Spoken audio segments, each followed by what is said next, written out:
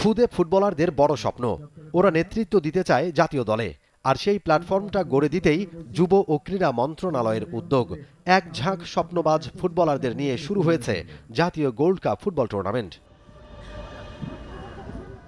তারুণ্যের উৎসব উদযাপনে সারা দেশেই চলছে এই টুর্নামেন্ট।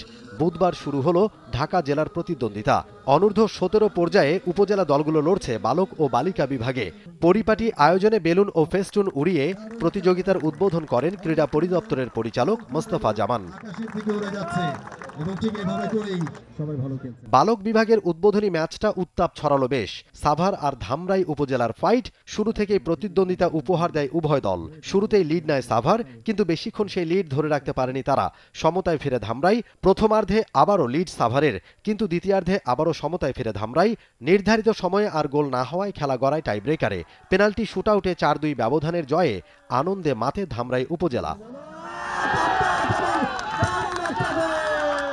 তারুণ্যের শক্তিকে উজ্জীবিত করে নতুন বাংলাদেশ গড়ার লক্ষ্যে এসো দেশ বদলাই পৃথিবী বদলাই স্লোগানে দেশব্যাপী উদযাপিত হচ্ছে তারুণ্যের উৎসব 2025।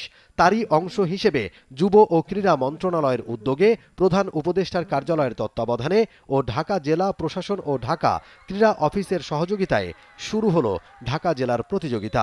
দেশের 64 জেলার 495 উপজেলায় অনুষ্ঠিত হচ্ছে এই প্রতিযোগিতা। এই মঞ্চে নিজেদের প্রমাণ করে বড় লক্ষ্য পূরণে এগিয়ে যেতে চায় এই তরুণ খেলোয়াড়রা। আমি এই পর্যায়ে খেলে আমি ন্যাশনাল টিমে খেলতে চাই, যাতে আমি নিজেকে প্রমাণ করতে পারি যে আমি অনেক ভালো খেলতে পারছি। আমি জাতীয় টিমে খেলতে চাই। ইনশাল্লাহ এই টুর্নামেন্টে খেলে আমি বড় কোনো জায়গায় যেতে পারবো ইনশাল্লাহ। আমি বাংলাদেশের টিমে খেলতে চাই। আমাদের কেরানীগঞ্জের অনেক মেয়ে আছে বা এমন অনেক ফ্যামিলি আছে যে এখনও ওনারা ঘর থেকে আসতে চায় না।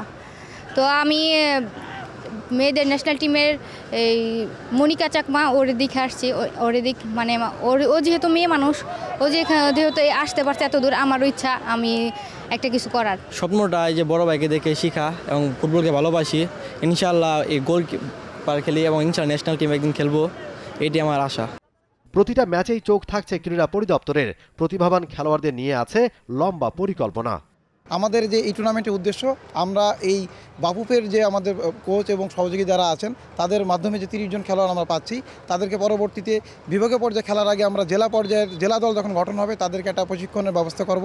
ইতিমধ্যে জেলা প্রশাসক ঢাকা স্যারের সাথে আমার কথা হয়েছে, উনি এটা নিশ্চিত করেছেন যে আমরা এটা করতে পারবো। পাশাপাশি আমরা যখন বিভাগীয় পর্যায়ে খেলবো তার আগেও আমাদের একটা নার্সিং ক্যাম্প থাকবে হয়তো 1 সপ্তাহ, এবং জাতীয় পর্যায়ে টুর্নামেন্ট শেষের পরেও আমাদের এই খেলোয়াড়দের ট্রেনিংয়ের যে ধারাবাহিকতা থাকবে এবং আমাদের চেষ্টা থাকবে আমাদের যে ক্রিম খেলোয়াড় যারা আমরা জাতীয় পর্যায়ে পাবো তাদের সার্বিক প্রশিক্ষণের মধ্য দিয়ে বাফুফের সাথে সংযোগ করে দিয়ে এবং বিভিন্ন ক্লাবের সাথে সংযোগ করে দিয়ে তাদের ক্যারিয়ারকে কীভাবে সামনে দিকে এগিয়ে নিয়ে যাওয়া যায়, পাশাপাশি বাংলাদেশের ক্রীড়াঙ্গনকে কীভাবে এগিয়ে নিয়ে যাওয়া যায় সেই প্রচেষ্টা আমাদের অব্যাহত থাকবে। ঢাকা জেলার ফাইনাল অনুষ্ঠিত হবে 27 জানুয়ারি। মমিন রোহন, টে স্পোর্টস, ঢাকা।